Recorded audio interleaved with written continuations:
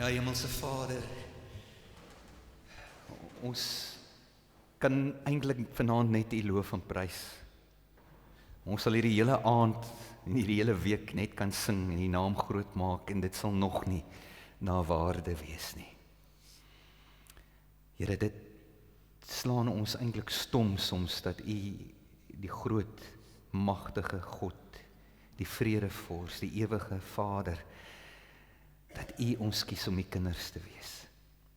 En ons bederf met U liefde en U genade.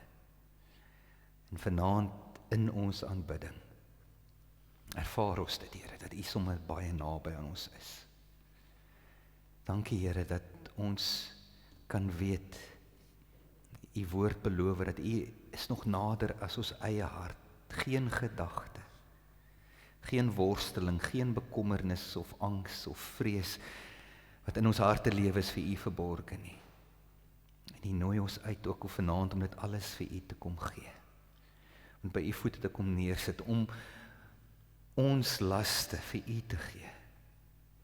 Here, dankie dat ons nie alleen ons laste hoef te dra nie. Dankie vir medegelowiges. Dankie vir hierdie broers en susters wat hier rondom ons sit vanaand, wat ons kan weet, vir ons sal bid wanneer dit sleg gaan met ons.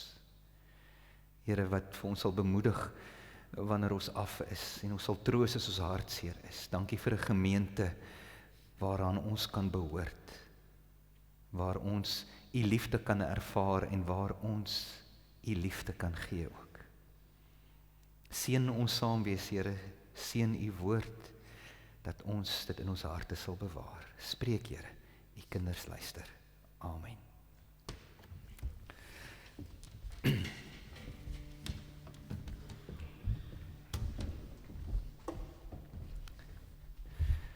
is 'n mooi lied daai, nee, gratitude.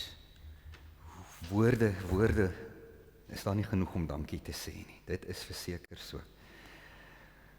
Ons gaan vanaand aan met ons reeks oor 'n gemeente wat staan, en vanaand is ons op die tema van 'n gemeente wat opstaan. Ons het gisteraand so 'n bietjie gepraat oor 'n gemeente wat sterk staan, en gelowiges wat moet sterk staan, veral wanneer die moeilike tye kom, want hoe ons dan praat en optree, dit is wat die wêreld na die Here toe lok. Die moed, die geloof, die vertroue, veral wanneer die donker wolke rondom ons saampak. Ek gaan vanaand lees Filippense 2 vanaf vers 5 tot 11. En hierdie, vriende, is 'n gedig. Dis 'n lied, en inderdaad is dit ook in die vroeë kerk gesing as 'n lied. Filippense 2, ek lees daar vanaf vers 5. Dieselfde gesindheid moet in julle wees, wat daar ook in Christus Jesus was. Hy, wat in die gestalte van God was, het sy bestaan op godsgelyke wyse nie beskou as iets waarin hy hom moes vasklem nie, maar hy het homself verneder deur die gestalte van 'n slaaf aan te neem en aan mense gelyk te word. En toe hy as mens verskyn het, het hy homself verder verneder. Hy was gehoorsaam tot in die dood, ja, die dood aan die kruis. Daarom het God hom ook tot die hoogste eer verhef en hom die naam gegee wat bo elke naam is, sodat in die naam van Jesus elkeen wat in die hemel en op die aarde en onder die aarde is, die knie sou buig en elke tong sou erken, Jesus Christus is Here, tot eer van die Vader. Tot sover. En in die vorige gedeelte beroep Paulus die gemeente om standvastig en eengesind en nederig te wees. En vanuit daai oproep gaan hy oor in hierdie lied, hierdie gedig. Die gemeente aan Filippi en aan ons vanaand as moedergemeente is baie duidelik. Dis 'n oproep dat ons radikaal anders te moet wees, dat die manier hoe ons die lewe benader en na die lewe kyk en optree, druis heeltemal in teen dit wat daar buite die norm is. In Filippi se tyd wat hierdie gemeente bestaan het, was die grootste mag van daai tyd was die Romeinse Ryk. En die lese van die Romeinse was die een met die grootste swaard wen. En vir hulle het alles gegaan oor mag en invloed en gesag en geweld, om deur krag en geweld mense te dwing om te doen wat hulle wil hê, hulle moet doen. Mag maak reg. Dit is hoe die Romeine geglo het, en dit was nie net die Romeine nie, dit was deel van die antieke kulture. Dat die sterkste, die grootste, die een met die grootste swaard, hy wen. En nou kom Jesus en met 'n totaal ander boodskap, Paulus, en hy sê vir hulle nee, julle moet daai ding heeltemal omdop. Die versoeking sou daar gewees het. Soos ek dink vandag daar ook in baie kerke en denominasies is, om invloed te wil uitoefen deur nie geweld soseer nie, maar om die grootste begroting te hê en die grootste kerk en die grootste luidsprekers en die besbetaalde dominee, niks fout daarmee nie hoor, en julle verstaan wat ek bedoel, dat jy deur groot en sterk en so wil ons mense beïnvloed. Die wêreld waarin ons bly, dis wat ons leer. Dis wat ons raak sien rondom is. So Filippi, ja, hulle mag dalk ook in die versoeking gewees om maar 'n bietjie aan te pas met hierdie filosofie van krag maak reg. En jy weet, nie te veel rimpels maak nie. Want nou is hulle ook nog mos nou 'n minderheid. So hulle wil nie bekend staan as een of ander radikale sekte en voor hulle weer kan vind, dan word hulle vervolg of uit die stad uitgejaag of iets soos dit nie. Maar vriende, as jy die evangelie reg lees en reg verstaan, en Paulus verduidelik dit baie mooi, dan kan mens eintlik nie 'n kompromie aangaan deur saam met die wêreld te gaan en te gaan glo aan wat mag en geweld kan regkry nie. Die evangelie dwing jou om op 'n ander manier eerstens na jouself te kyk, na God te kyk en na hierdie wêreld te kyk. En dit verander jou gesindheid, die manier hoe jy optree, praat, doen, leef.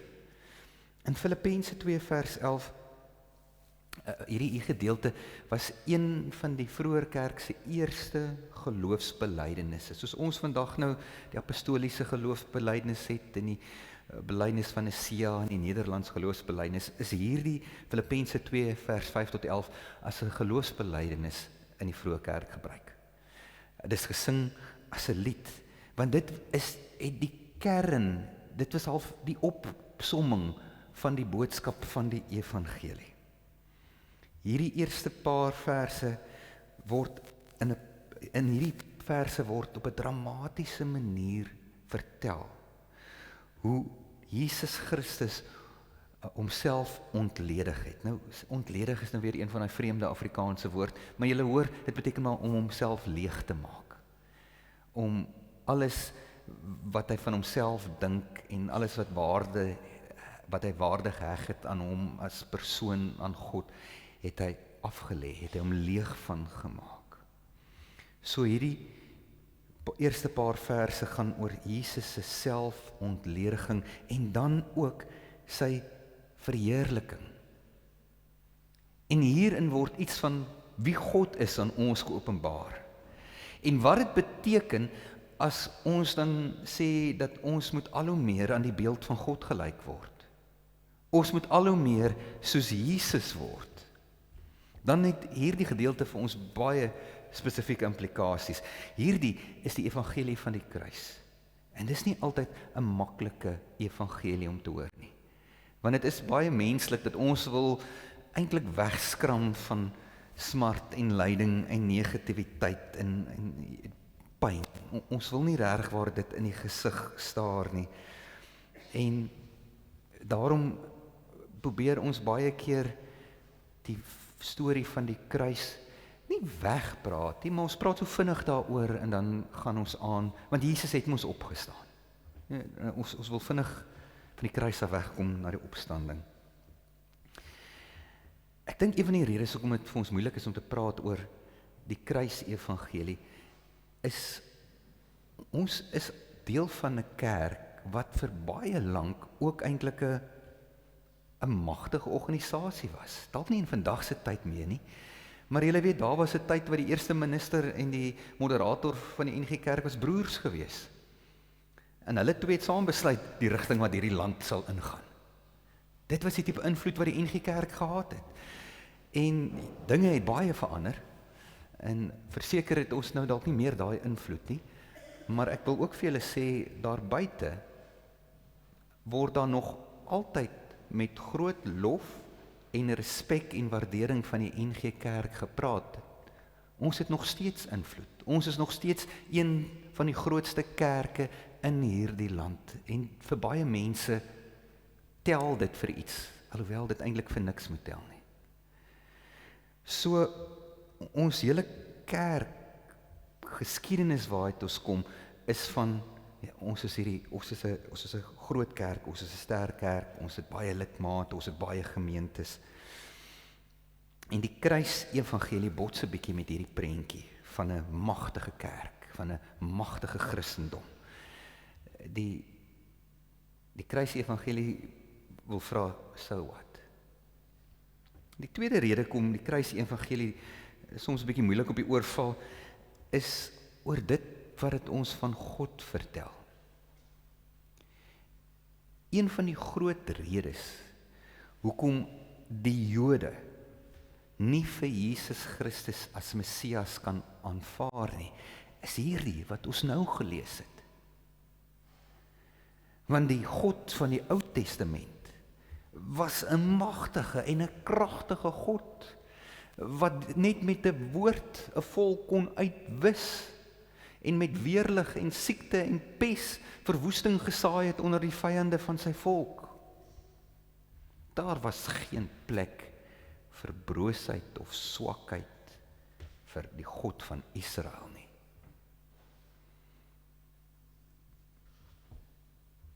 Die prentjie wat ons van God kry, lyk hier anderste. Dit is soms vir ons maklik om te dink dat Jesus het aan die kruis gesterf.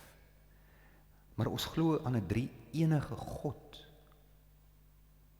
Jesus staan nie apart van God die Vader en die Heilige Gees nie. Dit was die drie-enige God wat toegelaat het dat mense hom met 'n sweep slaan, hom gespot het, hom gespoeg het, hom gemartel het.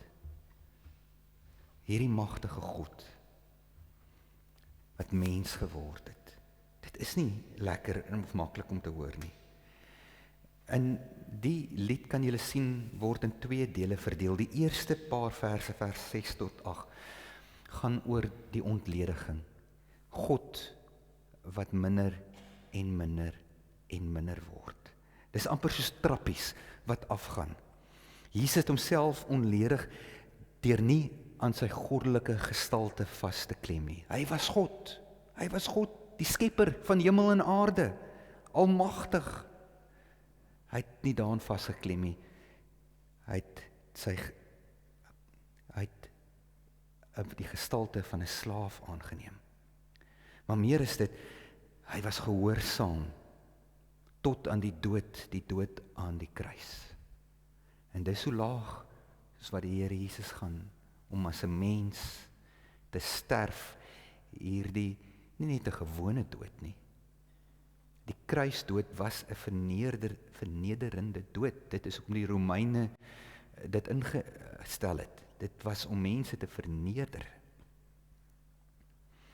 En dan is daar 'n draaipunt in hierdie lied. Dan hoor ons weer die trappies wat hoor geklim word, want God het hom tot die hoogste eer verhef. God het hom die naam bo elke naam gegee, sodat die hele aarde, die hele heelal hom sal erken dat hy die Here is. En ook opmerklik, dit is Jesus self wat hom ontledig, wat die trappies afklim, maar dan verander die persoon wat aktief is, En is God wat vir Jesus optel, wat hom weer verhef en hom verheerlik. Jesus Christus was gehoorsaam. En hy het gedoen en hom onderwerp aan die wil van die Vader, omdat hy geweet het, dat die dood is nie die einde nie, omdat hy absoluut op God vertrou het, dat God gaan hom deursien, deur hierdie kruisiging, deur die marteling, deur die dood. God sal hom nie uitlos en hom laat verlore gaan nie. Hy het absoluut op die liefde van God vertrou, en as navolgers vandag van Jesus Christus, moet ons ook so wees. Julle weet, julle onthou wat die eerste lyntjie is van hierdie lied, dieselfde gesindheid moet in julle wees, wat in Jesus Christus wees. Ons as Christene moet ons ook self leegmaak van onsself, en dan vir God vertrou, dat hy die een is, wat ons sal verheerlik en sal verhef, en ons sal beskerm. Dit is die boodskap van die kruis evangelie, dat die Here Jesus, toe hy daar aan die kruis gehang het, nie 'n verhewe, almagtige God was nie, maar dat hy 'n kwesbare, brose mens was. En deur dit te kon doen, het hy vir ons 'n voorbeeld gestel om te sê, kyk, as jy toelaat om jouself leeg te maak, kyk wat gebeur daarna, want dan vind die opstanding plaas. Hierdie lied gee ons 'n nuwe perspektief, nie net op wie Jesus is nie, maar wie God is. Die drie enige God, Vader, Seun en Heilige Gees, het gekies om 'n mens te word, en hier in modder en stof, saam met die mensdom rond te ploeter. Dit is die definisie, die Bybelse definisie van goddelikheid. En dit is waar ons radikaal verskil met elke moontlike ander godsdiens wat een of ander God aanbid. Dink maar aan die Romeinse en die Griekse en die Noorse mitologie. Dink aan die Allah wat die moslems aanbid, of die Jehova wat die Jode aanbid.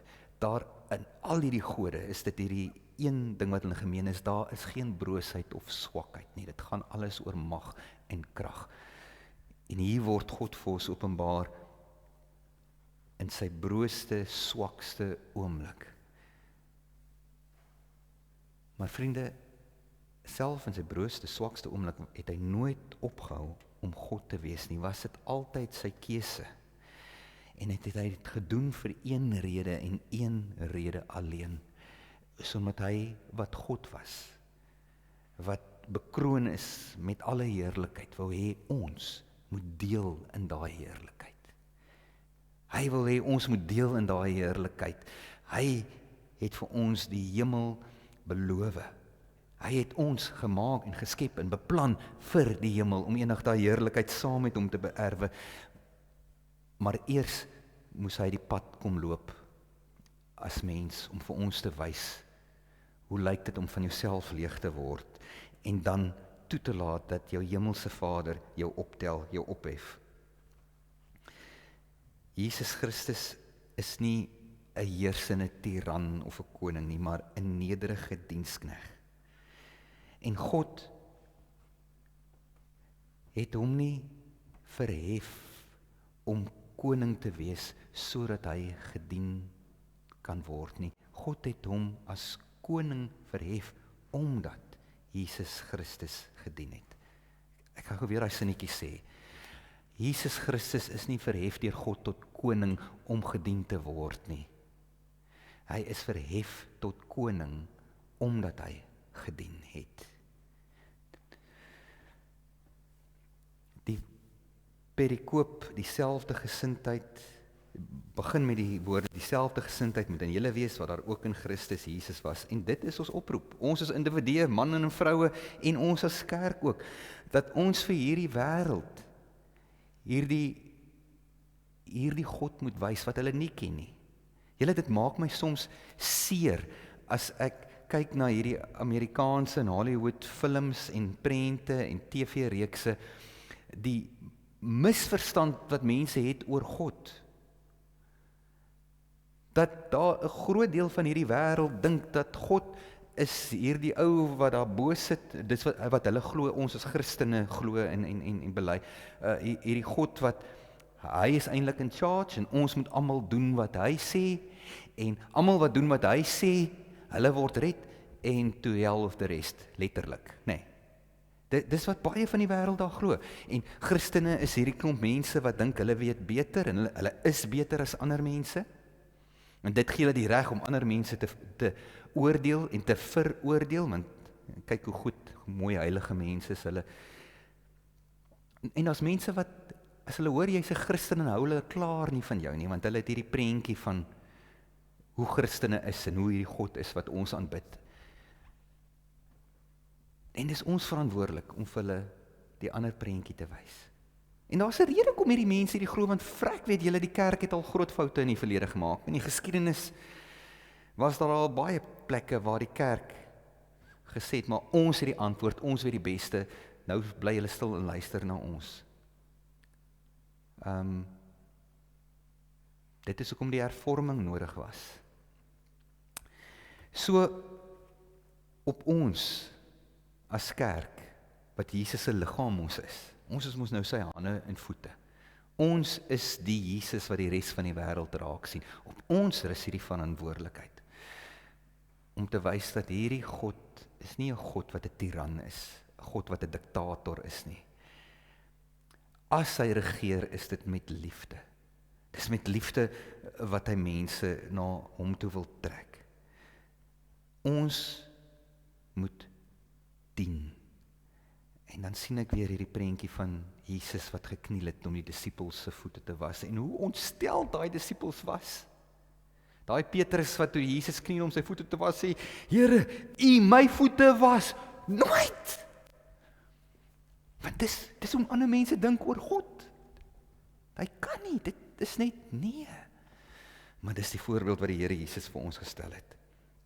Paulus skryf in Filippense 3 vers 10, dat hy wens om deel te hê aan sy lyding, Jesus se lyding, deur aan hom gelyk te word in sy dood, in verwagting dat ek self deel sal hê aan die opstanding uit die dood. So ja, vriende, as ons deel in Jesus se lyding, in hierdie kruisevangelie, en ons is bereid om onsself af te gee en dienaars te wees van mekaar en van hierdie wêreld, dan gaan God ons optel en hy gaan ons verheerlik. Hy gaan ons laat opstaan uit die dood en vir ons die ewige lewe gee. Ek het hierdie prentjie in my kop, ek wil begin klaarmaak, waarmee ek julle wil los, van hierdie vrou. Jong studente meisie wat in 'n parkie staan met 'n bordjie om haar nek, waar staan, Jesus het jou lief, gratis drukkies. En sy staan daar in die parkie, en daar kom 'n hawelose man verby, met vervlenterde klere, hy het seker vir maande laas, het hy gebad of gestort, hy stink seker, en hy loop verby hierdie meisie, en hy sien hierdie bordjie, en hy steek so half vas, en hy wil so na half toe loop, en hy kry half 'n bietjie skaam, en hierdie meisie se oë is net so groot, want sy weet ook nou nie lekker hoe om dit te hanteer nie, want sy gril eintlik as sy nou na hierdie oomie kyk, en iewers ontmoet hulle oë mekaar, en sy gee tree na hom toe, en hy gee tree na haar toe, en sy omhels, en hulle begin net huil. Die twee huil, hulle weet nie hoekom hulle huil nie, maar hulle huil. Dis die kruisevangelie. Dat jy jouself kan ontledig, en alles vergeet van jouself, en net vir 'n oomblik God se liefde hier te vergestalt in hierdie wêreld. Ons tema van vanaand is gemeente wat opstaan. En die opstaan kan op verskillende maniere geïnterpreteer word. Ons staan op vir die waarheid. Dit's 'n ons gaan opstaan saam met die Here Jesus eendag, dis sy belofte en sy woord. Maar ek het 'n ander prentjie waarmee ek julle wil los, en dit is 'n tafel waar die drie enige God, Vader, Seun en Heilige Gees aansit. En jy kom daaraan. En een van hulle, die Vader, die Seun of die Heilige Gees, staan op en gee sy stoel vir jou. En jy gaan sit. En hy kom bedien vir jou.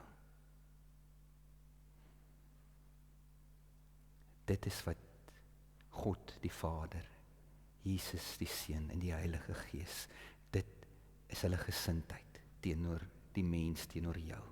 Hulle wil ons dien, hulle wil vir ons gee, hulle wil opoffer, sodat ons in die heerlikheid kan deel. Mag dit so wees vir ons elkeen wat vanaand hier sit, dat ons altyd bereid sal wees om terug te staan en op te staan vir iemand anders, om te kom aan te sit by die tafel van genade van ons hemelse Vader. Amen. Here, dit wat U van ons vra, is nie maklik nie.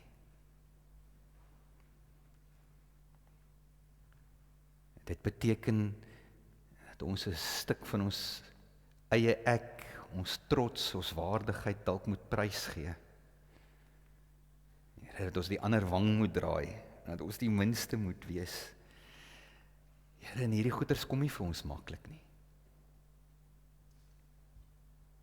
En daarom wil ek vanaand weer vir U kom vra om deur U Heilige Gees wat in ons elkeen bly, ons hart en ons gedagtes rondom hierdie ding te verander. Dit vir ons 'n bietjie makliker te maak, Here. Dat ons vir hierdie wêreld wat so 'n wanpersepsie het van wie U is, vir hulle die ware Jesus, die ware God kan wys. Die almagtige Vader wat gekom het om as 'n mens te dien en te offer. Help ons daarmee, Here. Help dit om U liefde, deur liefde, hierdie wêreld te verander. Ek bid dit in Jesus se naam. Amen.